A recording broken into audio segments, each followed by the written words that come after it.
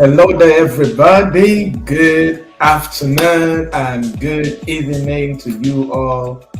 Welcome to day two of this incredible live webinar that we have been having from yesterday.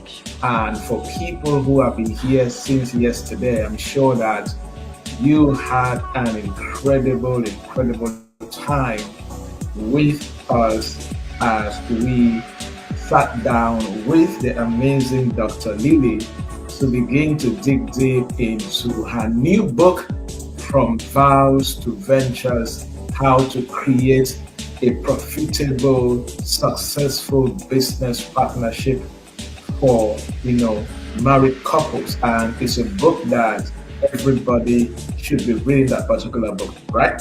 And we decided to do a two special days webinar to just talk about some practical things that couples can begin to look at when it comes to building a successful and profitable business partnership. You're welcome again to this day too, and I promise you, you will have a blast with us. You will learn a lot of things that if you apply in your family, in the business you're building with your spouse, you will definitely have a great business. All right.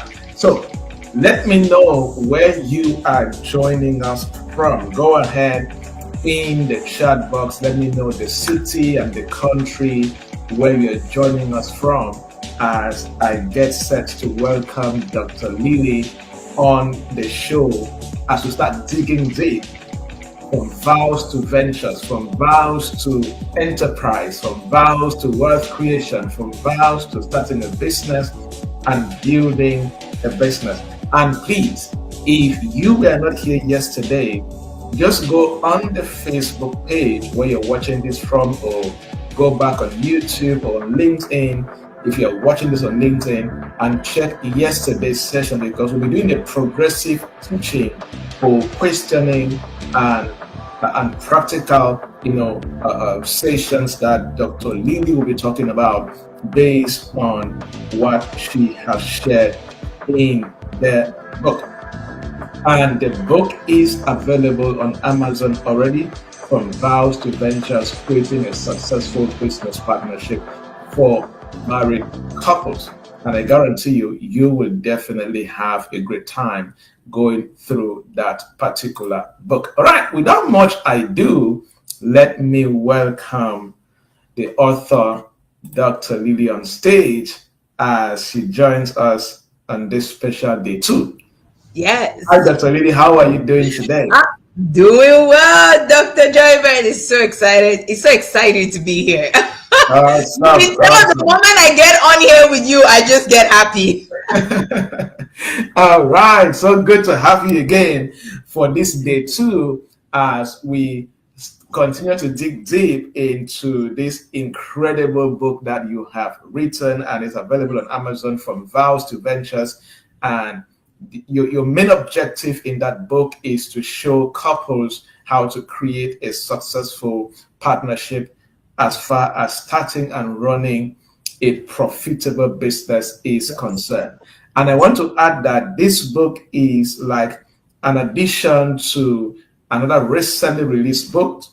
We talk about how to hire your kids, and of course, save on taxes and build a legacy. It's like a family combo that you have been releasing back to back. So, and the point is, any family person that is serious at building a better family should be thinking on getting the books, so that they can know what to do, when to do it, and how to do it. Because that is one thing that separates most people from other people, is that some people know exactly what to do and how to do it, and they produce better results than many people in the society. All right, so before I start digging deep and picking your brain and asking you, practical questions on what people can begin to do as couples to build great family businesses as couples, I don't want to assume that everybody who is here knows who you are. So Dr. Lilly is a licensed CPA an industry-leading CPA. She runs her own CPA firm, and I want to say it is an award-winning CPA firm in Chesapeake, Virginia, and she serves different clients, from individuals to businesses to nonprofits and even churches, especially in the United States of America. And adding to that marketplace experience, Dr. Lilly is an accounting professor with the famous, prestigious, popular, influential Regent University. So she knows what she's talking about, guys. So she definitely knows what she's talking about. And just to add that she's an accounting professor with focus on MBA students, master students. So it's not undergraduate, right? So she nothing against that, but just for emphasis. Yeah, just for emphasis. It's very important. So she what she's talking about, and she's not just saying it from a general perspective, but from an expert perspective. And she was recently recognized among the top 100 thought leaders in the United States by Thinkers 360 in the year 2025. And I could go on and on and on and on. With other books. This is like her fifth book. So just go on Amazon, type Dr. Lilly, and you see all the rest of the books that she has for you. And you will definitely have a great time. So I see more people joining us. Welcome again, everybody. Go ahead in the chat box and let us know where you're joining us from so we can give you a presidential shout out. All right. Yeah. Thank you so much, Stacy, for joining us. And you're excited to drink from that cup of knowledge. And Dr. Lilly is excited to pour out. Yes. She likes to pour out. She will pour it out to you all as you begin to pick this up. All right. So Dr. Lilly, from yesterday, we started this journey literally going through page by page by page by page. And we ended somewhere around, I think we're supposed to enter chapter 3. Yes. And we said yesterday was laying the groundwork. Yes. And today is like, let's get in some technical things a bit. But I want to ask you a general question in this. Why is it important to know some of the things we discussed yesterday before getting into technicalities? Because that's what I see from your structure. Because chapter 1, chapter 2, from the introduction, you try to, it's like soft skills and technical skills, yes. Right? So why did you decide to proceed that? Why is it important for couples to understand certain things like purpose and all of that before looking at the technical things? Awesome. I love that. I love that, Doc. So thank you again for today. Just, you know me, I'm already excited to be here. And this is so near and dear to my heart. I want to touch on what you just asked about yesterday because, and I'm going to reference someone who reached out to me after watching yesterday's video. And they said something. They said, I never really thought about our marriage from a perspective of purpose. Wow. And, that is the foundation. Mm-hmm. And so for anyone who might have missed yesterday's conversation, I want you to know that that was the foundation. Yes. And just as when I write my books, it's important that I lay the foundation of why you should even be reading this book. Right? Mm-hmm. Even the Bible talks about giving baby food, and then you only give them meat when they are grown enough. Because if you get into technical stuff without letting people understand why it's even important that they should be here, right? Why this should be of relevance to their marriage and how it can add to them, then the technical part has no place. Right? And so laying that foundation, the things that matter the most, like purpose, like why should we even go into this, right? What are the benefits of being in business together? What are some challenges that we would face? And once we get that understanding and we know this is for us, then it's easier now to go into the technical stuff because you already have laid that foundation and you already know this is actually for me. Now I can invest time in understanding the technical elements of this. Yeah. Awesome. That is so good. Now in chapter 3, and that's where we are proceeding from, chapter 3 of From Vows to Ventures, creating a successful business partnership for married couples. In chapter 3, the focus is, choosing the right business structure as a couple. And your first statement in that chapter says that before starting a business with your spouse, structure is everything. Yes. Before starting a business with your spouse, Yes. structure is everything. And you went further to say that the chapter will cover different things like the main types of entity structures like sole proprietorship, partnership, LSC, S corp, and so on. Now, my question to you in this light is, when you somewhere in the book you compared choosing a business structure for couples to laying a foundation for a house. Now, from your experience as a CPA working with couples, what mistakes do couples make at this stage when it comes to choosing a structure?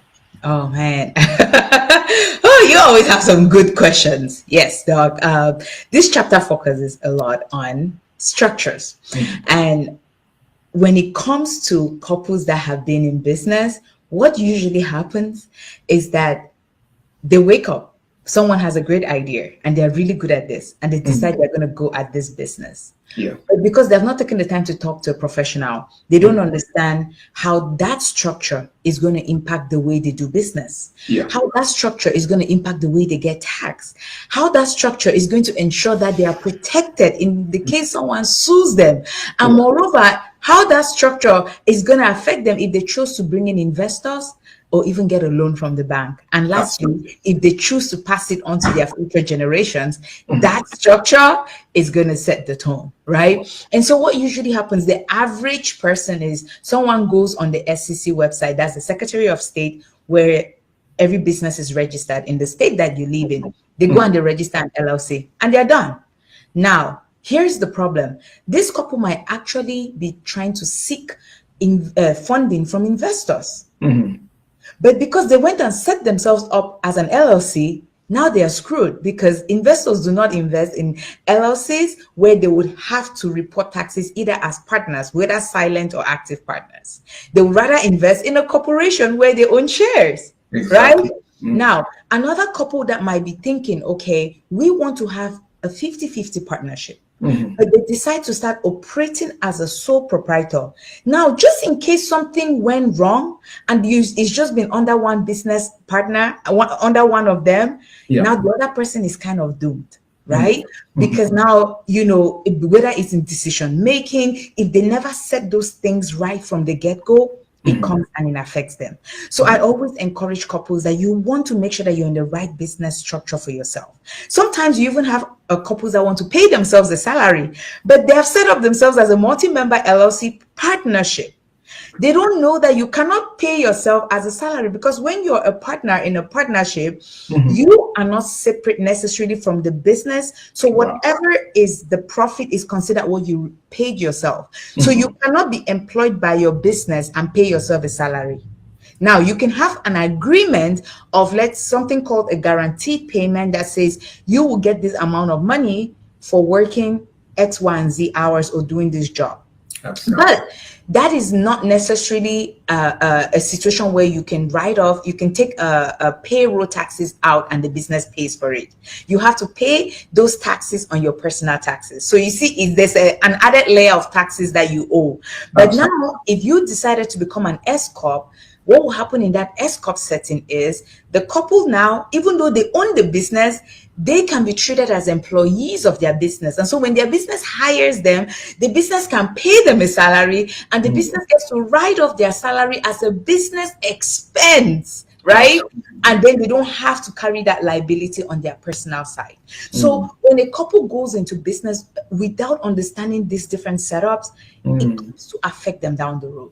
Right? Same thing with a couple that might want to run a business but plan to hire someone else to run it. All those things are so important in how you set it up. So that way, long run, down the road, right? The goals that you've set for yourself, you end up not being able to meet them because you were not structured right. So yes, so structure is everything, dog. I'm telling you, it doesn't matter how successful your business is in terms of revenue. Guess what? The wrong structure can affect how much you take home so much that it leaves you wondering if this is actually something for me. Absolutely. Wow. That was so good. And that's why you guys just have to order the book from Vows Yeah. to Venture so that you get all of this in detail, the right questions to ask Yeah. and where to go to get the right questions. And the good news is, today we're getting into more technical things. So if you listen to all of these things and it feels as if it's X, Y, and Z to you, just get that email and number on your screen and book a session with Dr. Lilly for free. Yes. She offers Yeah. free 15 minutes Free 15 consultation, minutes and she will sessions. talk with Ask you you and your questions. spouse or Mhm. just an individual and give you more explanation on how to get this done. But Yeah. please get on Amazon right now, order the book, and trust me, it will be one of the best things you will ever do. All right, Yes. now my next question to you is: I am trying to picture a couple that they have listened to you from yesterday and today, and they're like, you know what? Let us start a business as a couple. Or a couple, or somebody bought your book and gave to a young couple as a gift. And after going through the book, they decide, you know what? Let's start a business together. And the couple now begin to decide that, you know what? Sole proprietorship seems very simple to start. But Dr. Lilly says that it carries some risk. Yes. And that couple wants to ask you a question. And the question is, how do couples balance the simplicity of sole proprietorship with protection at the beginning stage of their life? Oh my God, I love this one. Doug, you're always coming ready for me. So that is such a good question. And as much as I do not encourage sole proprietorship, I'm not Mm, totally against it because sole proprietorship, because of its simplicity, the reason why I can be okay with people starting out as sole proprietorships for the few reasons, and let me list them. First of all, mhm, if you're just testing your idea, I think it's okay to give it a shot. Okay. mhm, mhm, Second, if your business is very seasonal, where it's like a short-term thing, let's say you're married to someone who is in the military and you guys travel from place to place, and while mhm, you're there, somebody signed you up for Mary Kay or something or sales that you're doing in that city. It's for a short period of time. I mhm. don't want you to register a business knowing that you're going to be leaving that town. Yeah. Then you're stuck. Mhm, Third thing, if you're in a business that doesn't really have a lot of risk, let's say you're doing drop shipping, for example, you yeah. just have a store, people order is dropped off. Because of that, I would say go ahead and start, right? Mhm, And then the fourth thing is if you really have a burning desire and you're struggling to know which way to go, I'm still okay with you starting and let everything else follow. Because sometimes people can become paralyzed by wanting to figure it all out and then mhm, they end up not pursuing a dream.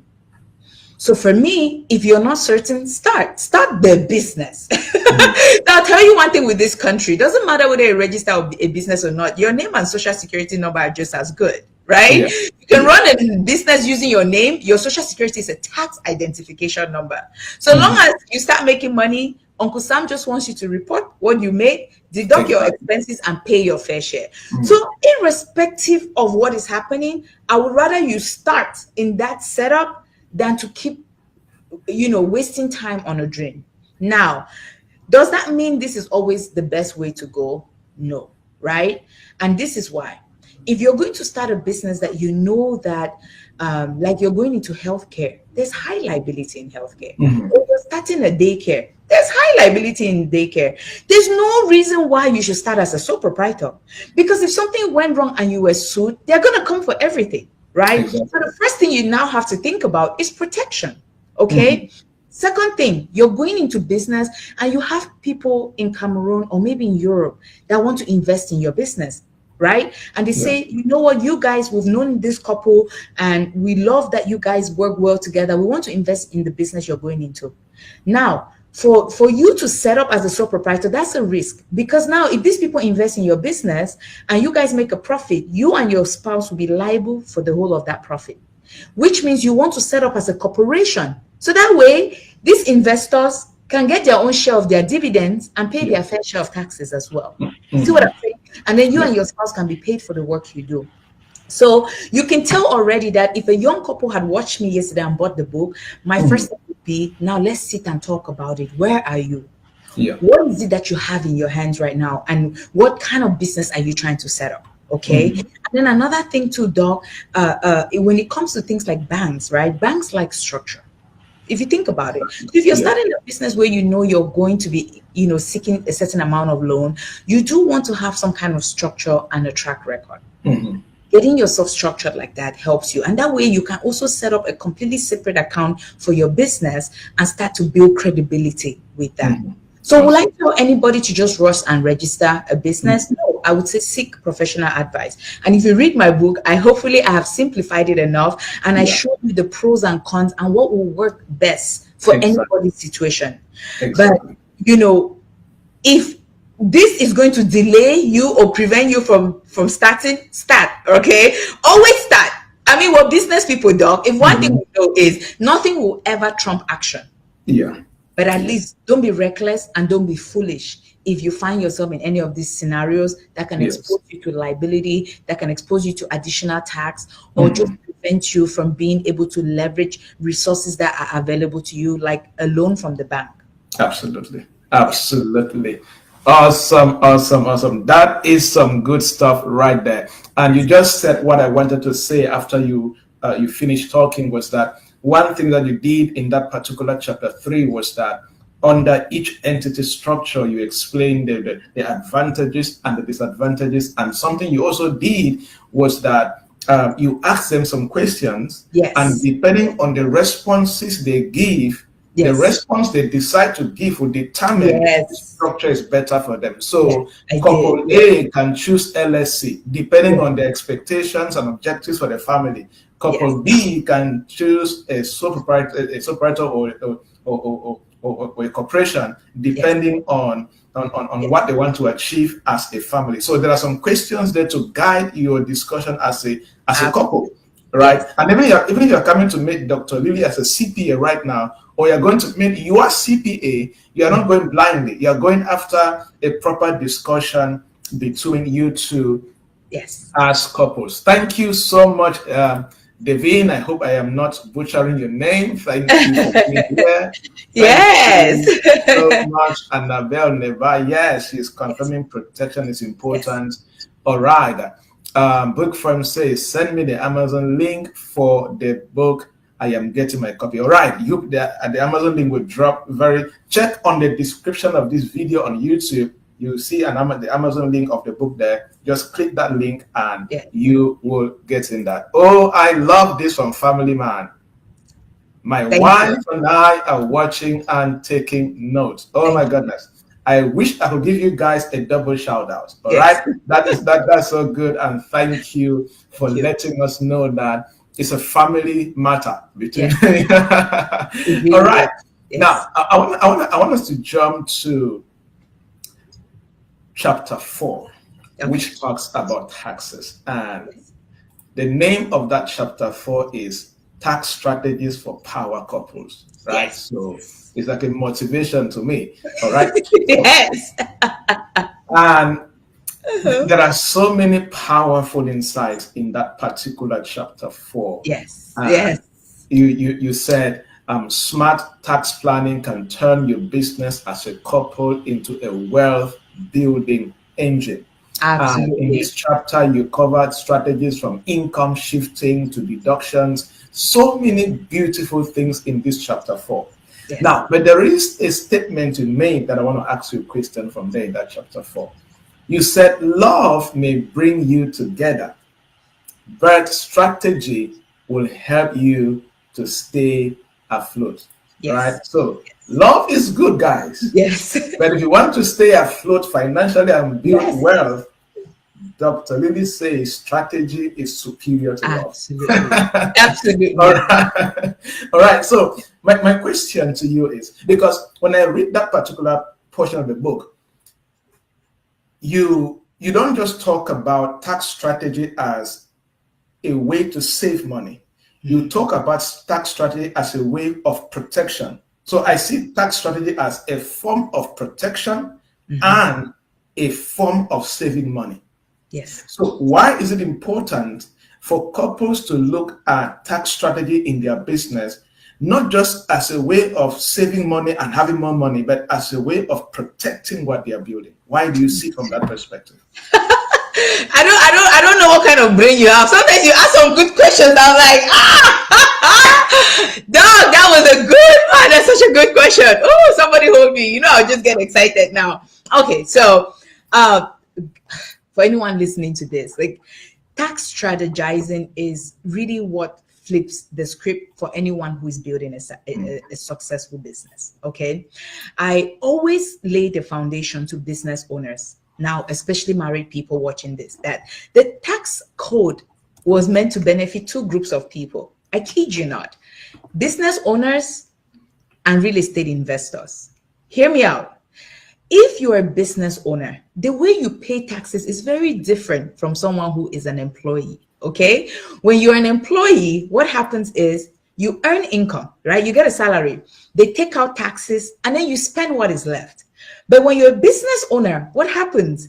You earn money, but you deduct all the expenses that you had to incur to make that money, and you only pay taxes on what is left. Now, what happens with business strategizing is that we help you to be able to plan for all your expenses that you incur for your business, to make sure that you don't miss any of them. Now, why is this important? One of the things that tax strategizing does is that it takes away the shortcuts.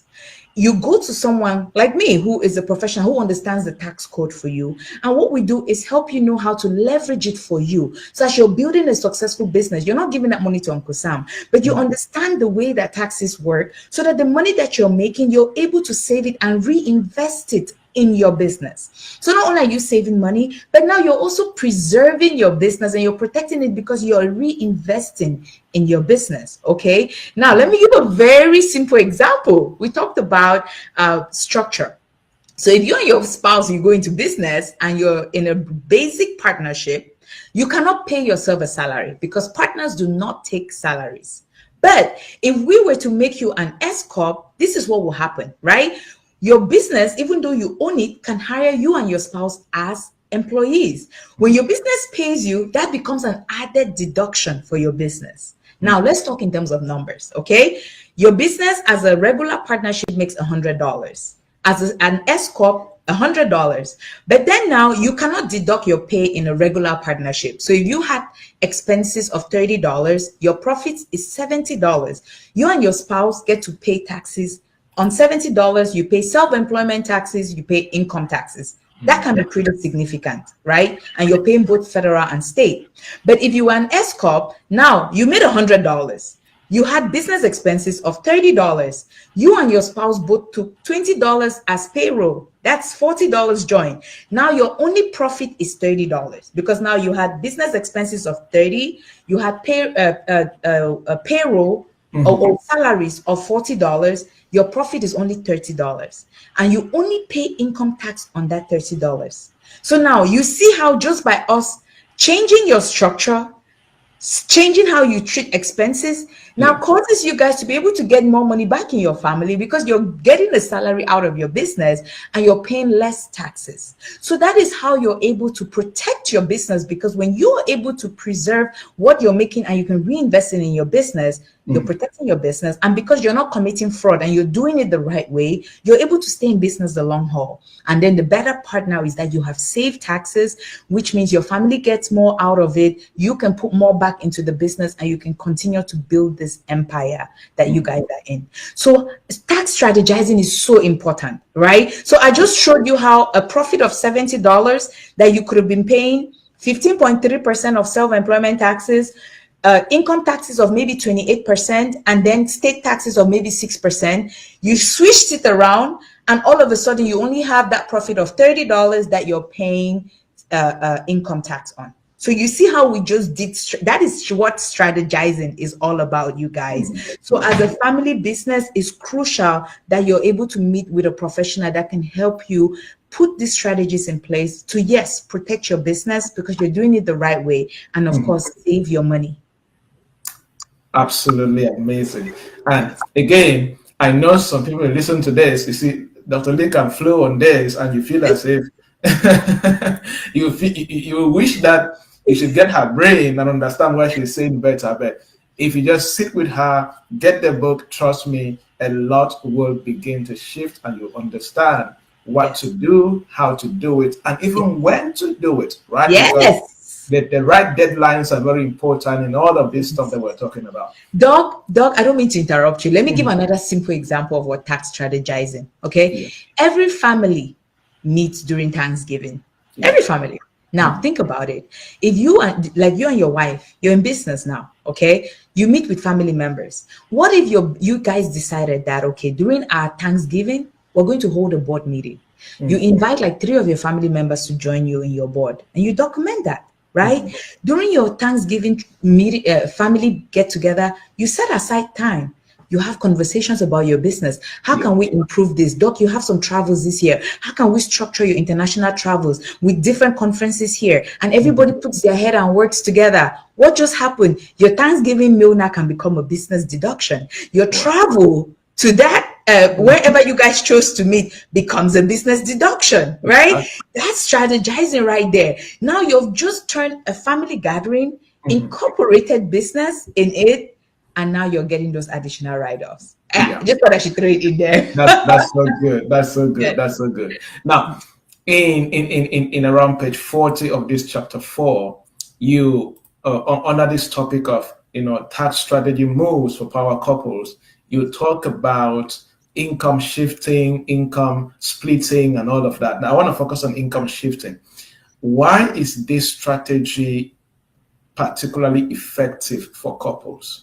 Yes. Because the way you talk about it in that chapter, the sense I was getting was that this is a very good, effective strategy for couples. So why do you think, from an expert point of view, why do you recommend this as an effective tax strategy for couples in business? Yes. Oh, I love it. Okay. So depending on how a couple sets up their business, they can choose for one person to be an employee of the business, and then the other person just stays to collect the profits from the business. All right. So you can still have your business under one person as a family because it's one. Okay. And it's important that I say these things because sometimes people always think, oh, we have to set it up where it's 50-50 and all of that. No, there are different things that can happen in how you structure. Okay. Now, when you set it up where it's under one of you guys, 100%, let's say it's under you, Dr. Joybert. All right. Your wife now can be hired as an employee of the business. Because the wife is hired as an employee of the business, she can get certain benefits like healthcare, right? She can have retirement accounts set up for her. And guess what? The business is paying for all this because she's getting work done. That is you shifting now income, where if all of that just went to you, you'll be paying a significant amount of taxes on the profits. But now you've brought in your spouse, and now you guys can shift some of this income to your spouse. You can do so much more with it through your business, right?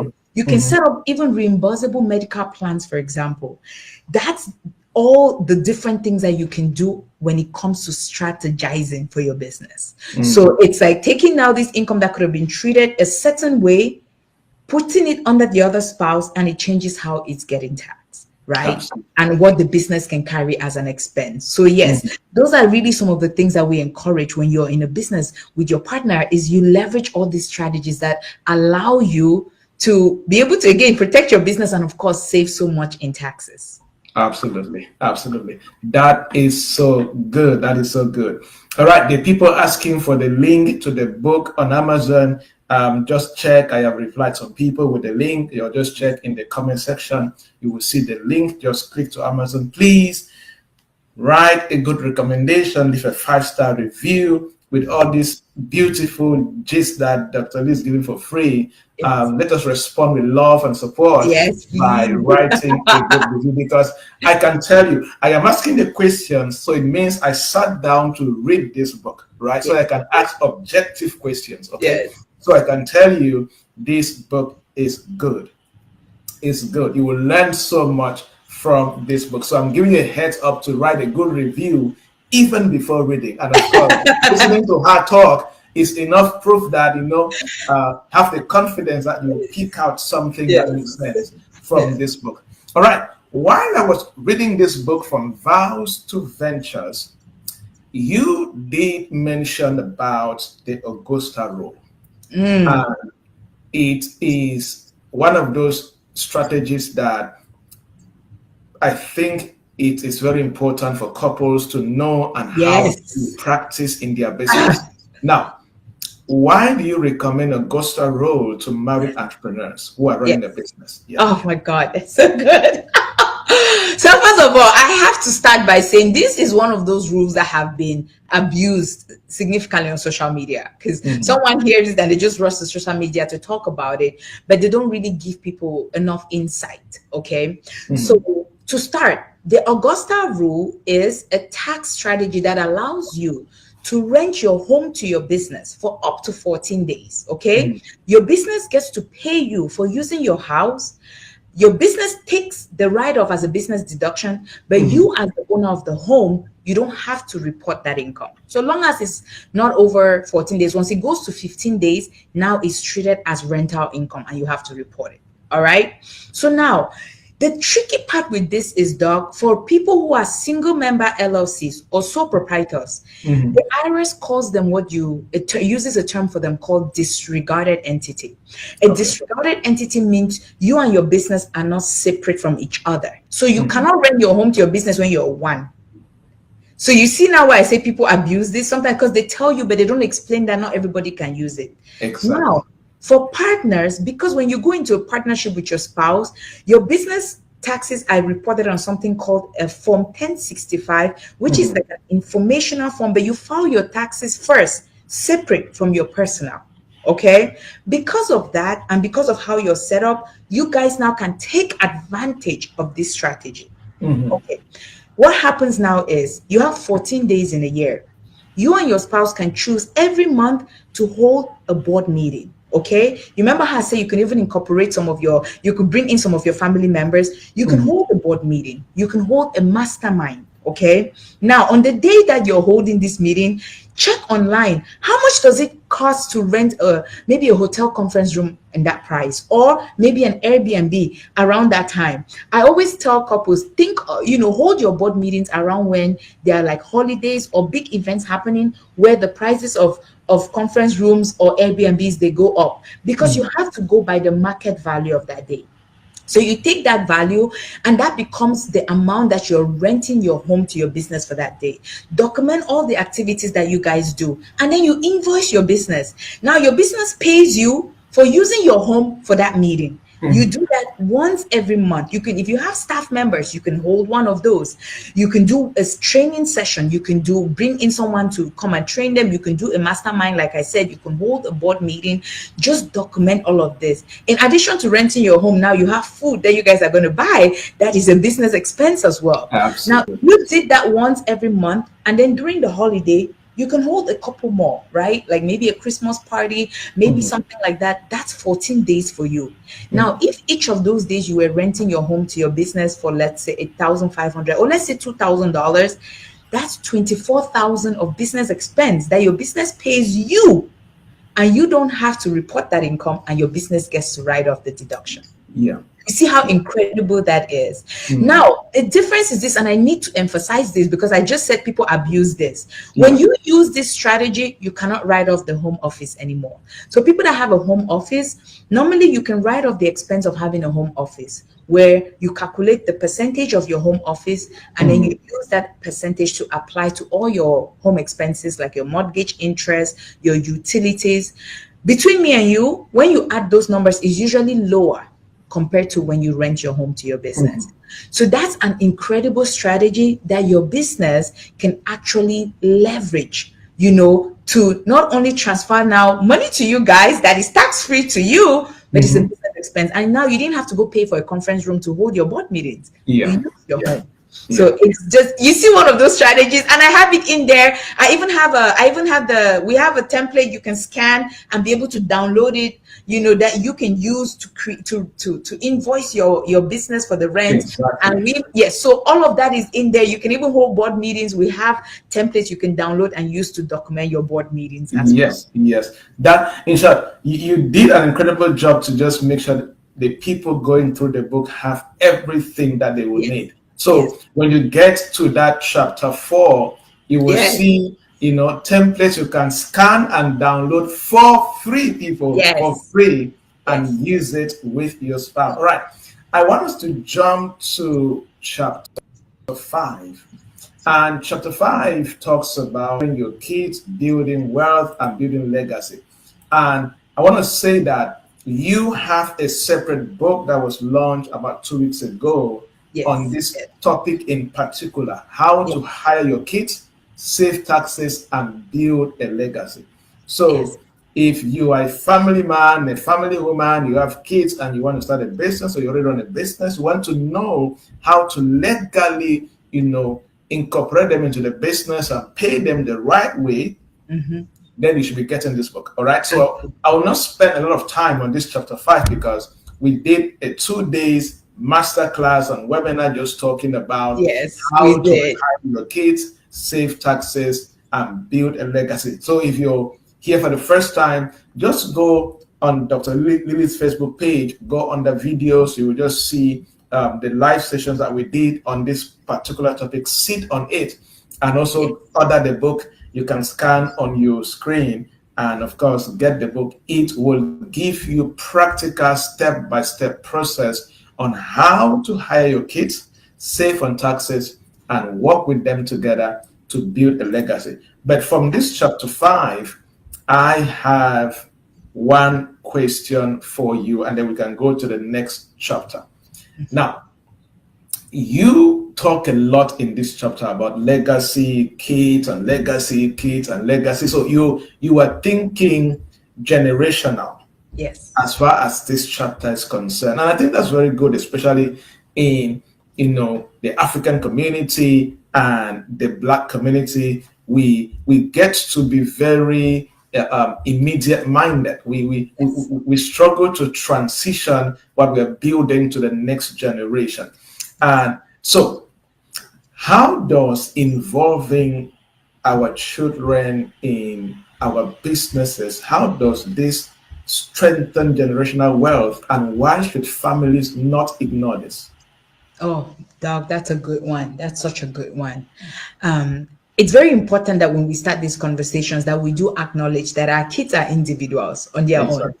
They're going to have things that they like to do. They're going to have their own path that is carved out for them based on the purpose that God also created them for. But the beauty of getting our kids involved in our business is not just about them carrying on the business. Mhm. It's about the skills that they develop in the course of working with us. Yeah. The things that they get to learn that they will not learn from school. One thing, and we emphasize this all the time, is business is all about value adding. I don't care what space you're in. The only reason anyone is willing to reward you for anything is that you've been able to give them value, right? And so it's same with our kids. When we bring our kids on board for them to work with us and learn in the process of us building an empire, is we're showing them what it means to show up, right? Every day. We're showing them what it means to provide value, something that people are happy to give you money for. Mhm. We're showing them what it means to deal with stress and still rise above Yeah. it. We're showing them what it means to manage money too, and to know that money is not something that is picked up. It's something that is actually earned, and they have to do their fair share. Yeah. We're teaching them what it means to give a promise or say a word and stick to that word till the end. Those are the things that we're training our kids when we're bringing them into our business. It's beyond, and remember when we talked about the book last time, I said your biggest legacy is how you act. It's what you actually pass on to the kids in the way you live your life from a point of integrity.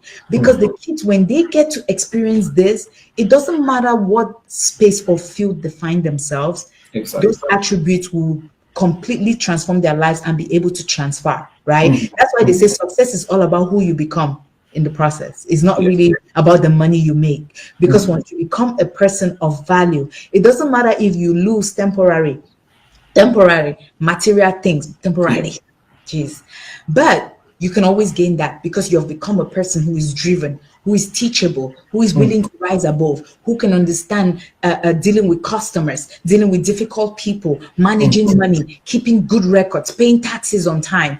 Those are all the things that we want to pass on with our kids, and it gets to outlive us. It doesn't matter if they take our business, because most parents always think my kids will take on my business. They don't have to. They can sell the business, and if that's something that they like. But those skill sets that you've passed on to them, it will always be with them, and it will help them to become just as successful, even more successful than you, the parent. Awesome.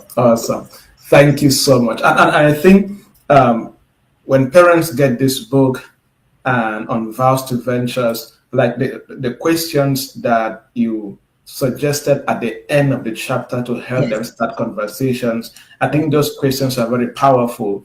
Where you're asking a question like, what financial goals do we want to help them to reach with their earnings, right? And this kind of question will bring the parents to a place where they can be conscious and dedicated to helping their kids to reach certain financial goals as they begin to mature.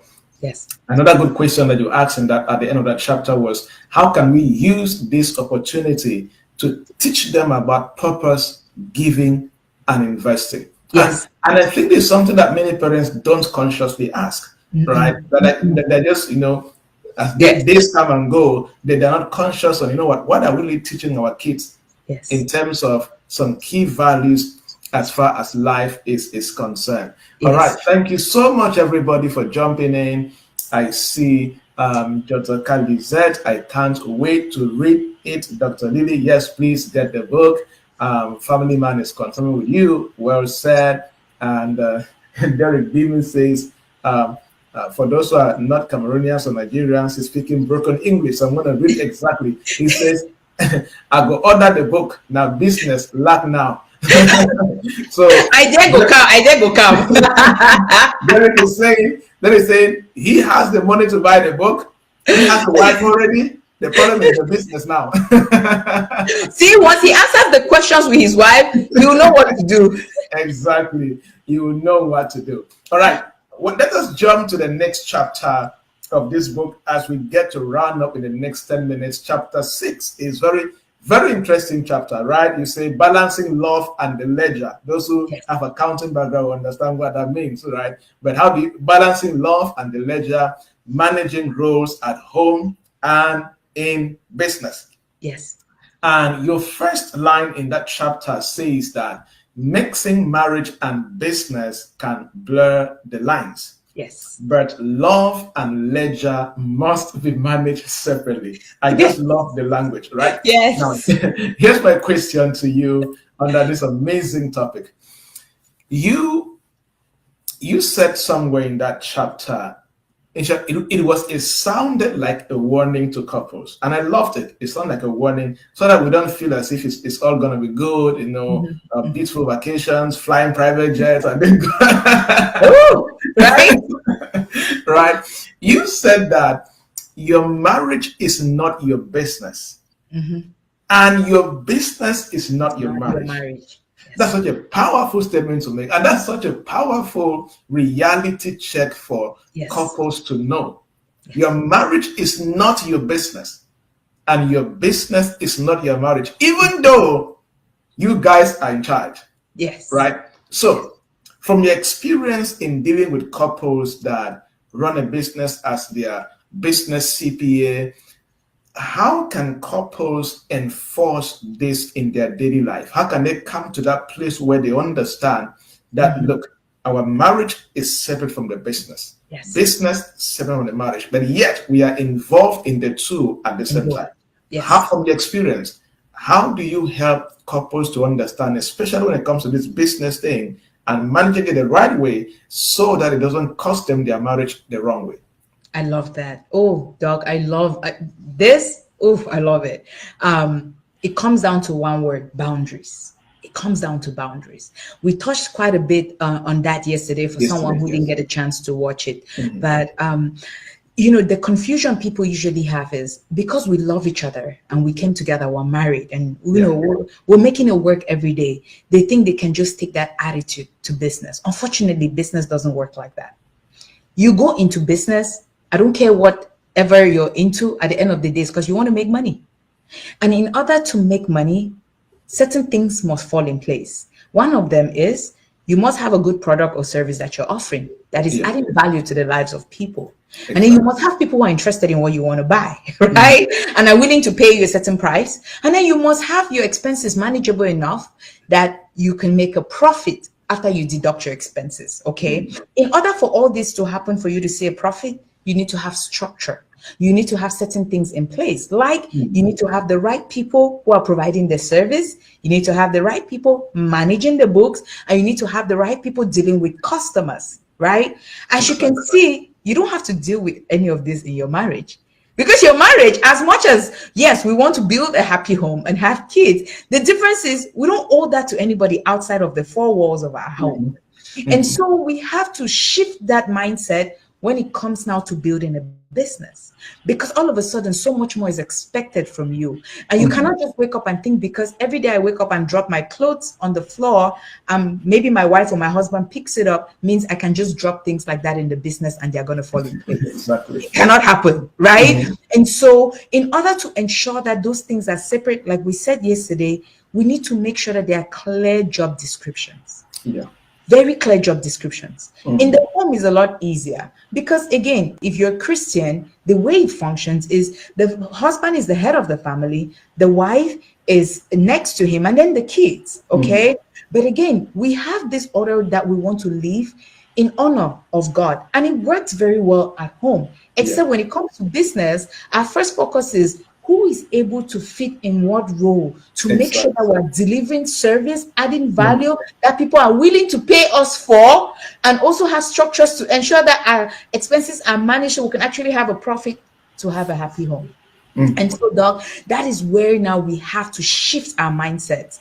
When it comes to business, we're going to put structure in place. We're going to make sure that the right person is in the right job, doing the right thing. If you have a spouse that is not good with people, why would you want them to be the one answering phone calls or dealing with customers, right?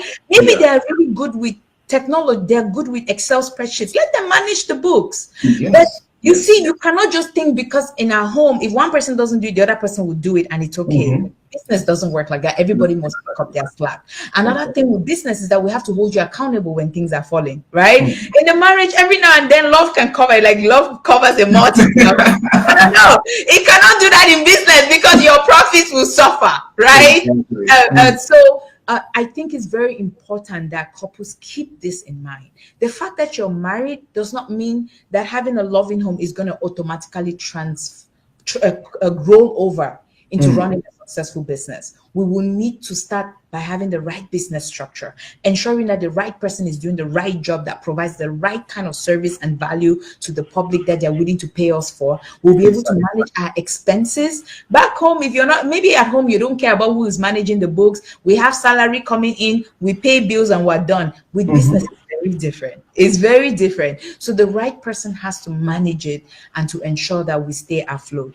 So that's really the mindset behind this, Doc. And I hope that couples going into business don't think it's just going to fall in place because we love each other. Absolutely. You'll be so disappointed. Exactly. You know, in one of the, I think the next chapter, you ask very pertinent questions under conversation starters. And you ask the question, are we both clear and comfortable with our roles at home and in the business? Yes. I think that's a very important question for couples to sit and really make sure that before they're going to the public with anything as far as business is concerned, they have sorted these out. Are we both clear and comfortable with our roles at home and in business? And another question you asked was, how well are we separating our personal and professional lives? Yes. I think that is so good. That is so good. All right. We are rounding up this session like in 4 minutes. And guys, I have not gone half to talk about chapter 8, chapter 9. Oh my, they have to read it though. They have to read it because we have contracts on there. Exactly. So there are so many things that you just need to get in this book. You're going to get tools that every entrepreneurial couple needs to, in order to succeed in business. Chapter 9 talks about when things go wrong in that partnership, what do you do? It helps you to understand all of that. Chapter 10 talks about real questions from real couples. Get deep into that and understand. If you just get this book and you start following and practicing what you're reading in that book, I can guarantee that you will build a good business partnership.